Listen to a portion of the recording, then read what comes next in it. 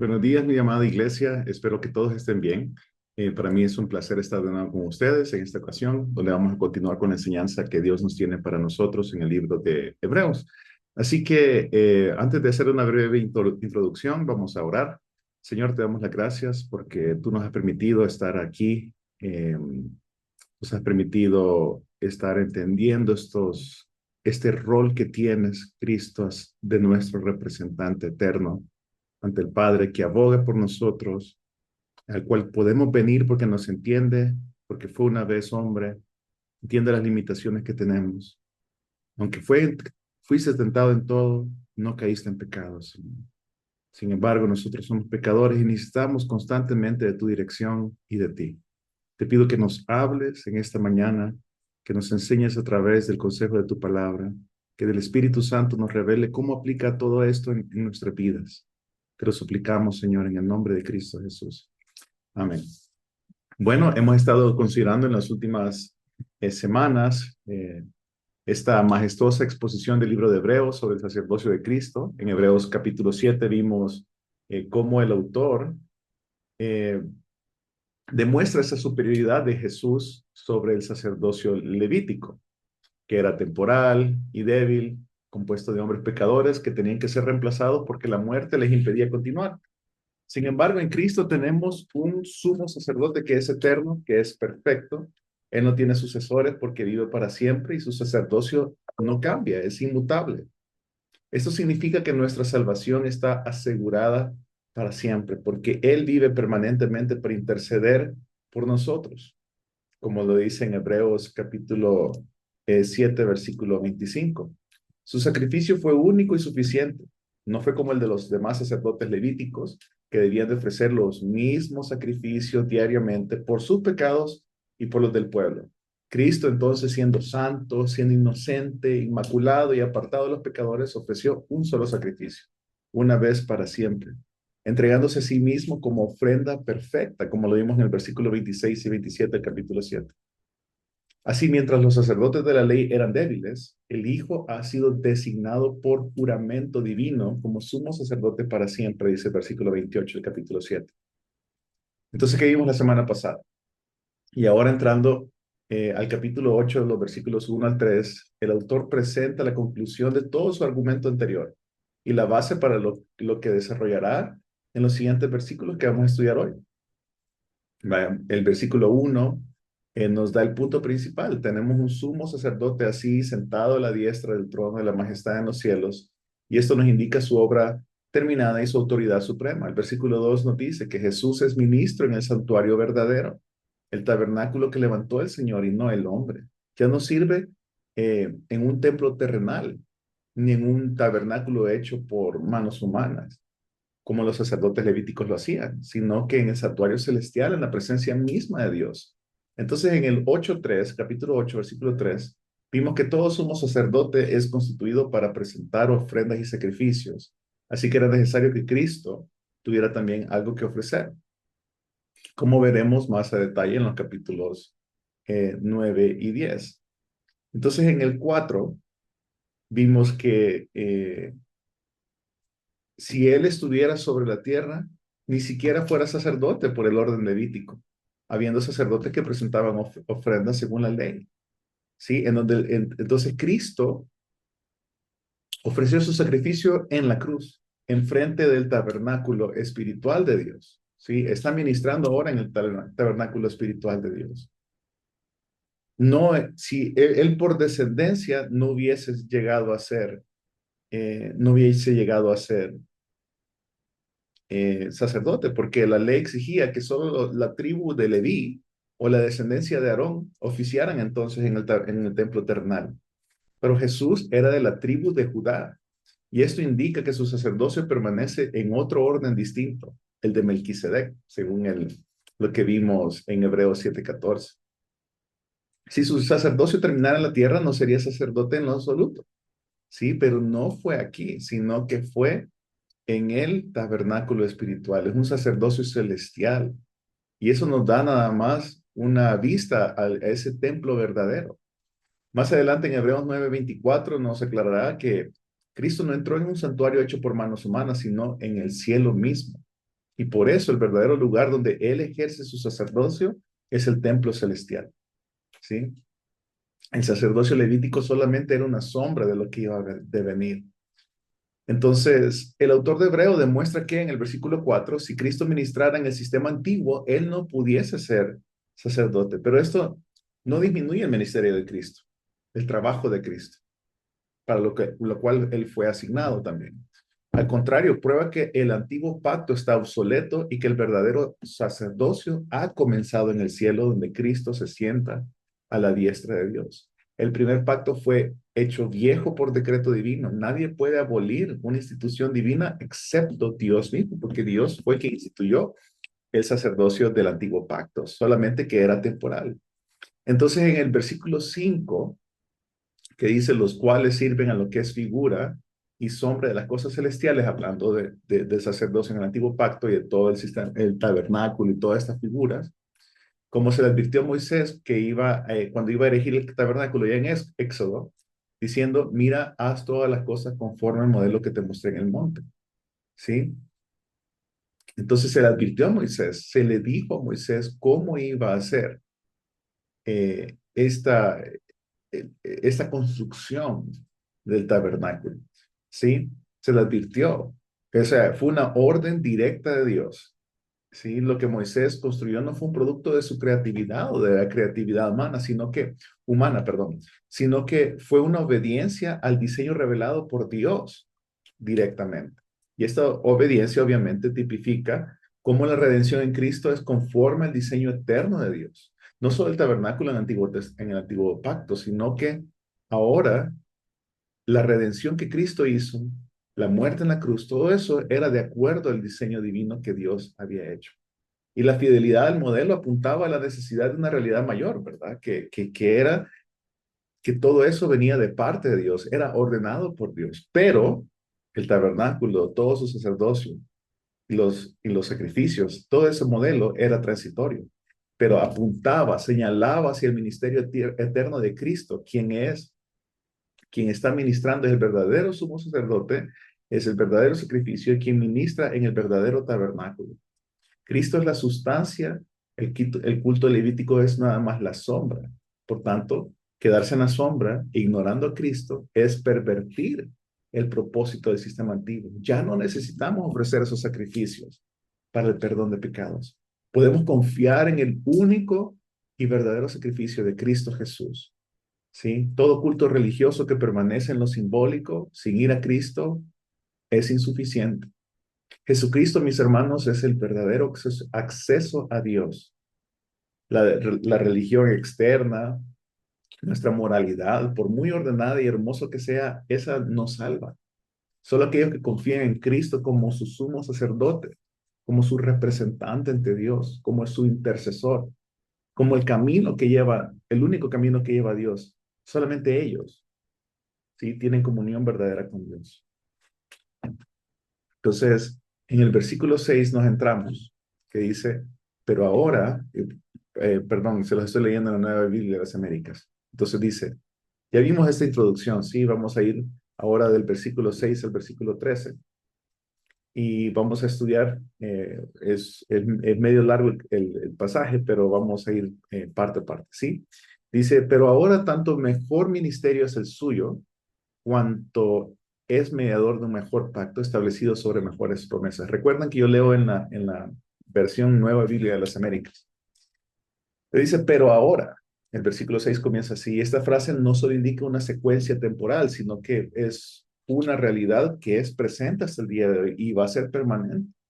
Esta es una comparación contra el sistema levítico, el sistema antiguo del sacerdocio antiguo. Cristo no ministra, recordemos, o no trabaja en el tabernáculo terrenal, ni bajo un sacerdocio de tipo humano, sino que Él ministra, Él trabaja en el santuario celestial y con un ministerio sumamente superior. Ahora dice, pero ahora, tanto mejor ministerio es el suyo. Y aquí podemos ver cómo el Espíritu Santo nos va diciendo acerca de la excelencia de ese ministerio de Cristo, ¿sí? R.C. Sproul destaca que el término ministerio se refiere a su oficio sacerdotal, que es más excelente que el sacerdocio levítico. El antiguo pacto era glorioso, pero el nuevo lo sobrepasa infinitamente, porque garantiza la obra del Espíritu no en nuestra exterioridad, sino que en el corazón. ¿Sí? No yendo por sacrificios externos que solamente cubrían parte moral, pero este representante, al igual, en su espíritu, por su Espíritu Santo, él nos cambia interiormente, ¿sí? Pero miren que este versículo, qué lindo que habla acerca del título y la función de Cristo, más específicamente. Pero entonces dice, pero ahora tanto mejor ministerio es el suyo, coma, cuanto es mediador. Mediador viene la palabra mesites del griego, que es alguien que está entre dos partes, que las une legal y relacionalmente, ¿sí? Por ejemplo, Moisés fue el mediador del antiguo pacto, pero Cristo es el único mediador del nuevo pacto. Y su mediación entre ambas partes, entre Dios y el hombre, no es simbólica ni ceremonial, sino que es real, es plena, es definitiva y es eterna. Y se centra esta relación en su ofrenda única y perfecta, pero es el mediador de un nuevo pacto, perdón, de un mejor pacto. Y mejor no solo porque es más reciente, sino porque es efectivo. En este pacto tenemos perdón de pecados. La sangre de Cristo nos quita el pecado. Este nuevo pacto es en base a la gracia de Dios, que nos transforma internamente. Ahora podemos ser llamados hijos de Dios. Este pacto fue establecido con juramento y fue efectivo para quitar el pecado eternamente. Dios quitó esa resistencia o esa separación que había para con nosotros a través de Cristo, a través de su sacrificio. Y dice este mejor pacto establecido sobre mejores promesas. Y aquí el griego implica que fue dicho o promulgado como ley soberana de parte de Dios. Las promesas del antiguo pacto eran principalmente terrenales, ¿verdad? Había tierra de por medio, prosperidad, longevidad, mientras que las del nuevo pacto son celestiales y eternas. ¿Qué significa esto? Vida eterna, hay regeneración en nuestras vidas, un nuevo nacimiento, comunión con Dios. Esas mejores promesas se enumeran más adelante en el versículo 10 al 12. La ley escrita en el corazón, la relación directa con Dios, el conocimiento espiritual eh, que todos los redimidos pueden tener de la palabra de Dios a través del Espíritu Santo, el perdón pleno y definitivo de nuestros pecados. ¿Sí? Entonces vamos al 7. Dice, porque si aquel primero hubiera sido sin defecto, ciertamente no se hubiera procurado un lugar para el segundo. Entonces aquí el autor repite un argumento que ya se presentó anteriormente, que está en Hebreos 7:11. Si el sacerdocio levítico y por lo tanto el pacto en el Sinaí, ¿sí? eh, hubiese sido capaz de perfeccionar, no habría necesidad de otro pacto, ¿sí? Eh, entonces, había o sea, no es defectuoso en esencia el pacto antiguo, sino que en su capacidad para salvar, para redimir. Miren cómo John Owen, un comentarista, aclara que el primer pacto no era defectuoso en su origen porque fue dado por Dios. Era santo, justo y bueno. El defecto no era moral, sino era funcional, que no podía salvar ni santificar. Era perfecto como ley, pero no como medio de gracia. Y en el griego la palabra sin defecto es amentos, ¿sí? No implica pecado, sino una incapacidad para alcanzar el propósito supremo del pacto. O sea que el pacto antiguo era limitado, ¿sí? Y su función era pedagógica, era de enseñar, ¿sí? Y era temporal al mismo tiempo. No era un pacto final ni completo. El sistema sacrificial, cuando habla bastante acerca de la ley, aquí en términos de hebreos, en estos capítulos va a hablar acerca de la ley ceremonial. Y esta ley sacrificial no podía limpiar la conciencia ni transformar el corazón, como lo vamos a ver más adelante en capítulo 9 y capítulo 10 de Hebreos. En Hebreos 8:9 se nos menciona que Israel no permaneció en el pacto, lo que llevó a Dios a que se desentendiera prácticamente de ellos. Y esto no revela una inconsistencia de Dios, sino un juicio justo ante la infidelidad humana, un juicio justo de Dios ante la infidelidad humana. Entonces el antiguo pacto estaba condicionado a la obediencia del pueblo. Les invito a que lean Éxodo capítulo 19, versículo 5 específicamente. Pero el Antiguo Testamento nos demuestra que Israel falló repetidamente.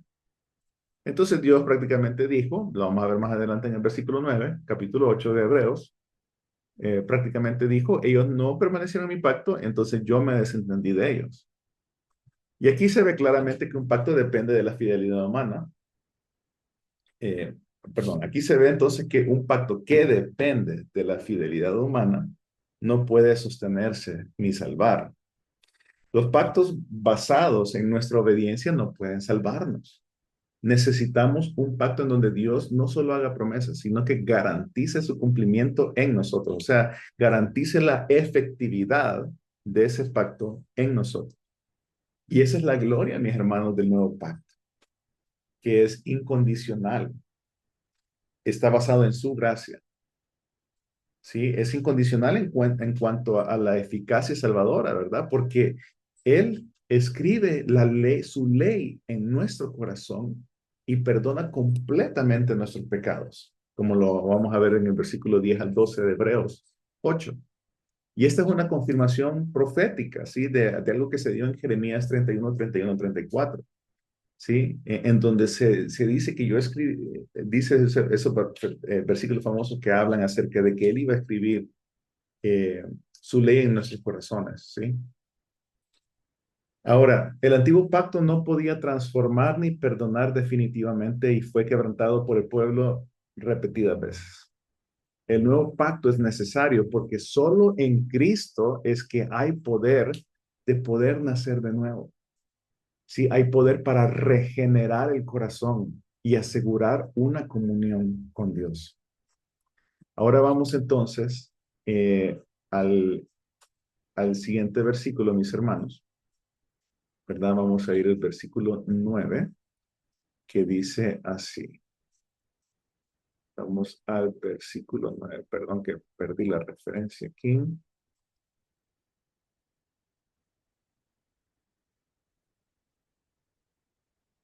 Bueno, perdón. El 7 dice, pues si aquel primer pacto hubiese sido sin defecto, no hubiese buscado lugar para el segundo. Versículo 8, porque reprochándolos, él dice, miren que vienen días, dice el Señor, en que estableceré un nuevo pacto con la casa de Israel y con la casa de Judá. Y eso es bien importante, porque ¿de dónde viene? ¿De dónde viene Cristo? Cristo viene de la tribu de Judá, ¿sí? De la tribu de Judá. Entonces, mis amados hermanos, podemos ver cómo Dios cumplió este nuevo pacto en Cristo Jesús. Esa profecía que se dio en Jeremías nos lleva a ver el cumplimiento, ¿verdad? Y dice, no como el pacto que hice con sus padres, está hablando del pacto de Sinaí, en versículo 9, el día en que los tomé de la mano para sacarlos de la tierra de Egipto, porque no permanecieron en mi pacto, y yo me desentendí de ellos, dice el Señor, que es lo que estábamos hablando, ¿verdad? Él se desentendió porque obviamente es la respuesta divina ante la infidelidad humana, ¿sí? Entonces, mis hermanos, vamos a leer el versículo 10. Dice, porque este es el pacto que yo haré con la casa de Israel después de aquellos días, dice el Señor. Pondré mis leyes en la mente de ellos y las escribiré sobre sus corazones y yo seré su Dios y ellos serán mi pueblo, el 11, y ninguno de ellos enseñará a su conciudadano ni ninguno a su hermano diciendo, conoce, Señor, porque todos me conocerán desde el menor hasta el mayor de ellos. 12, pues tendré misericordia de sus iniquidades y nunca más me acordaré de sus pecados. ¿Sí? Del 10 al 12, entonces, mis hermanos, que dice, este es el pacto que haré con la casa de Israel. Después de aquellos días, dice el Señor, pondré mis leyes en las mentes de ellos Le escribiré sobre sus corazones y yo seré su Dios y ellos serán mi pueblo. A diferencia del antiguo pacto escrito en tablas de piedra, este nuevo pacto iba a ser escrito en la ley del corazón. Esto implica que hay una transformación interna, o sea, espiritual, que es permanente. Y todo esto, mis hermanos, lo sabemos ahora que se da a través del Espíritu de Dios, del Espíritu Santo de Dios. Ya no es un sistema de reglas externas, sino es un vínculo de obediencia que nace del amor, ¿sí? Porque cambia al interior del cristiano. Y ese es el poder regenerador de Dios, mis hermanos. Dice, y yo seré su Dios y ellos serán mi pueblo. Y esta frase del Antiguo Testamento se repite como una señal de reconciliación, de comunión restaurada. El nuevo pacto cumple el propósito eterno de Dios, mis hermanos, que era tener un pueblo propio, santo, cercano a Él y no simplemente adherido a normas. Y esto lo estoy sacando, por ejemplo, vemos el propósito que tuvo Dios de sacar el pueblo. Imagínense qué lindo, ¿verdad? El pueblo, que sacar el pueblo eh, de Egipto. Y ahorita les digo que ayer anoche lo estaba estudiando con mi hijo, estamos leyendo Éxodo. Entonces estábamos viendo el, ese no lo tenía en el sermón, sino que lo estoy buscando porque era bien interesante cómo Dios lo pone. Permítame un segundito, mis hermanos, a ver si lo encuentro por aquí.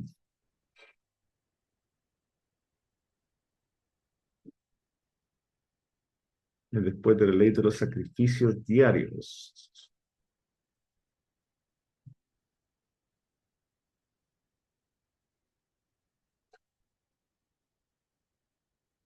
Lo perdí, mis hermanos, pero habla acerca del propósito. eh, quiero ver, habla acerca del propósito de Dios. Fue interesante porque lo resume en un versículo. Lo resume en un versículo.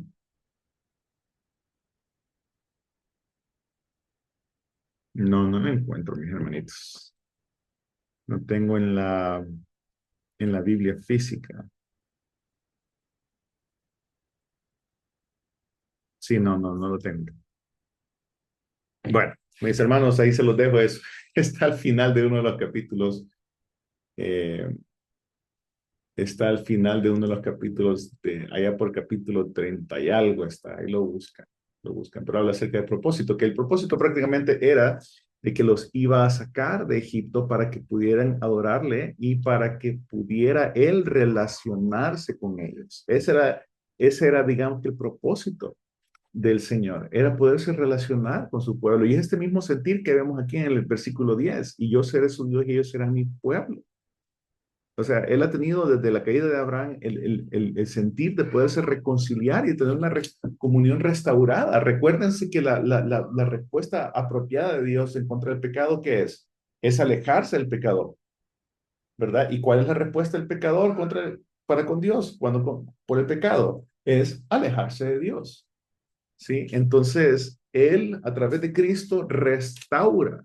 Y por eso es el mediador de un mejor pacto, porque este pacto nos cambia desde adentro hacia afuera. Vamos al versículo 11. Dice, y ninguno enseñará a su conciudadano ni ninguno a su hermano diciendo, conoce al Señor, porque todos me conocerán desde el menor hasta el mayor.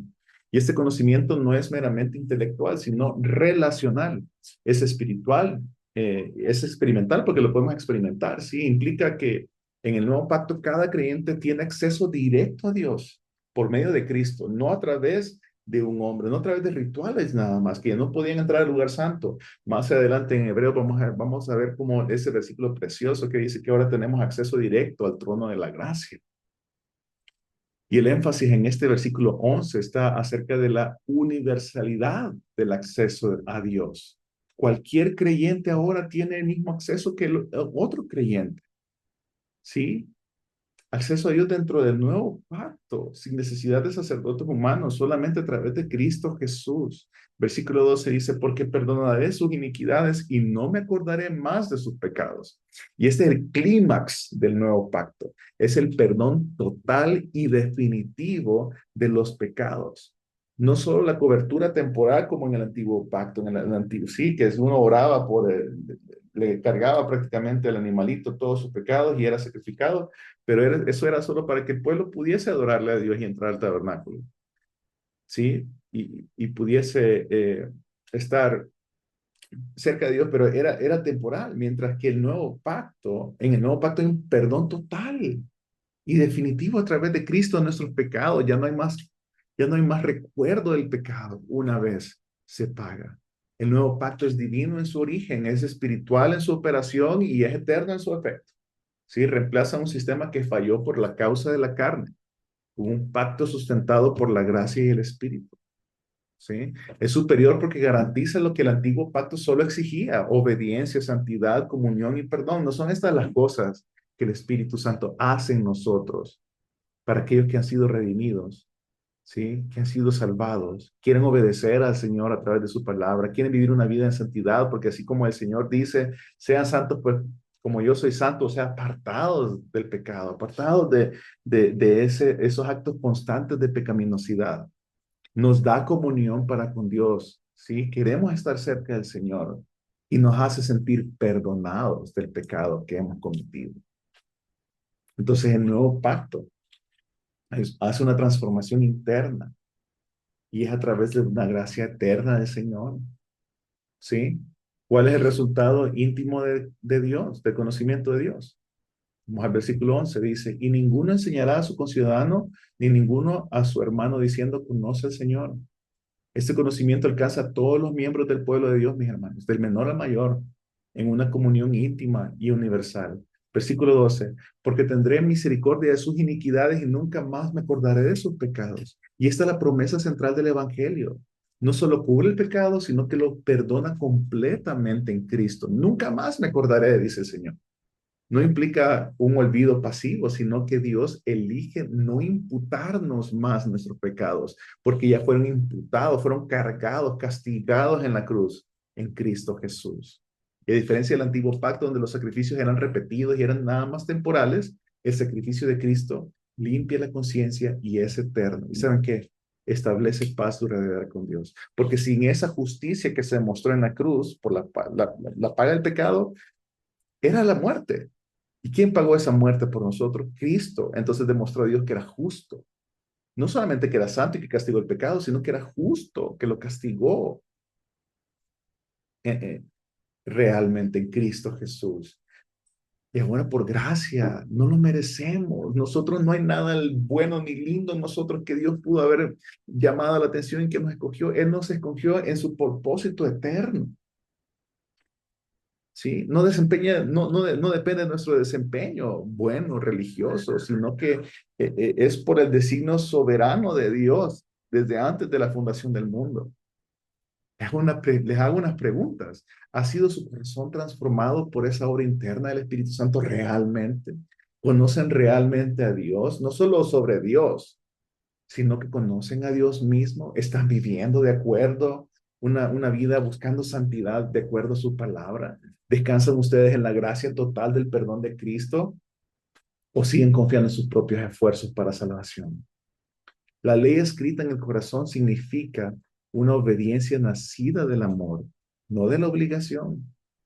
Sí, el conocimiento directo de Dios reemplaza el sistema sacerdotal humano. El perdón absoluto es la garantía de una relación eterna para con Dios. ¿Sí? Ya Cristo nos dio la salvación. Y hasta aquí, mis hermanos. Pero para concluir, sí, es pregunta. ¿Estamos viviendo bajo el nuevo pacto? ¿Estamos confiando en nuestra propia obediencia o en la obediencia de Cristo?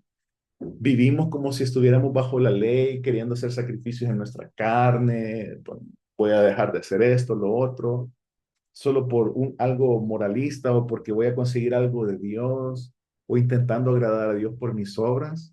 o hemos estado descansando en la gracia del nuevo pacto que se nos ha sido dada a través de Cristo, que nos perdona, que no solamente nos perdona, sino que transforma ese querer como el hacer y asegura una comunión con Dios. Mi amado hermano, hermana, o aquel que no está sin Cristo. El antiguo pacto nos deja afuera. No nos podemos salvar por nuestros propios méritos, pero el nuevo pacto nos invita a entrar a la presencia de Dios por medio de Cristo Jesús. Hoy Dios nos ofrece un corazón nuevo, perdón completo, comunión con Él y vida eterna. No endurezca su corazón, no rechace el único camino al Padre.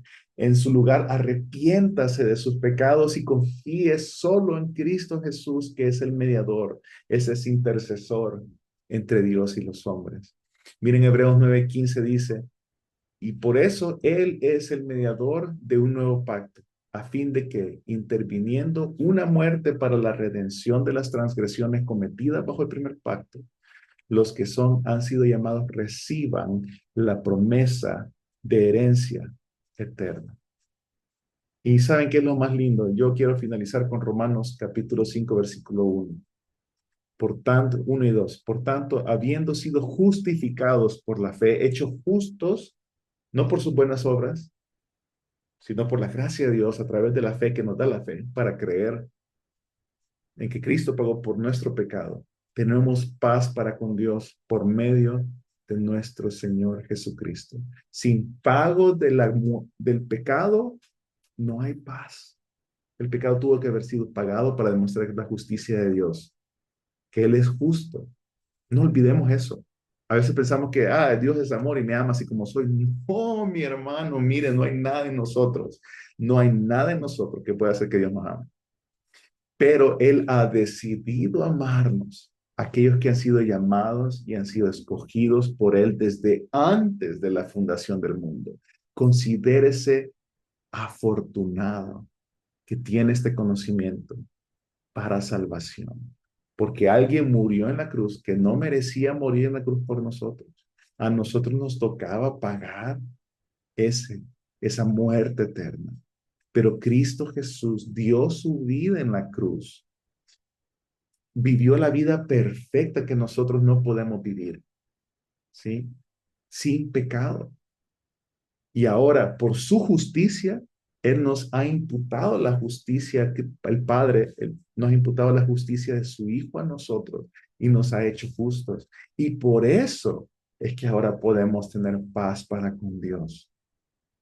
Versículo 2 dice, por medio de quien también hemos obtenido entrada por la fe a esta gracia en la cual estamos firmes y nos gloriamos en la esperanza de la gloria de Dios. ¿Por qué?